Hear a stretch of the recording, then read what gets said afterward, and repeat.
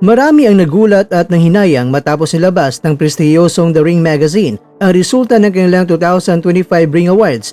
Ang monster ng Japan na si Naoya Inoue na inaasahang muling susungkit ng pinakamataas na parangal ay bigong makuha ang Men's Fighter of the Year. Sa kabila nito, hindi umuwing luhaan ng kampo ng mga Inoue. Narito ang mga highlight. Pamilyang Inoue, wagi pa rin. Bagamat hindi nakuha ni Naoya ang tropeyo, pinarangalan naman ng kanyang ama at strategist na si Shingo Inoue bilang Trainer of the Year. Ito ay pagkilala sa kanyang husay sa paggabay kay Naoya Inoue at sa kanyang kapatid na si Takuma Inoue upang mapanatili ang pagiging undisputed ni Naoya at pagiging kampiyon ng kanyang kapatid na si Takuma.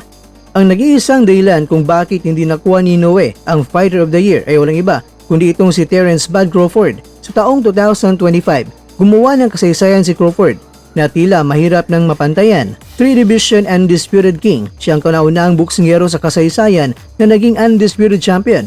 Hawak ang 4 na mga major belts sa 3 magkakaibang timbang o dibisyon. Pangalawa, Grand Exit.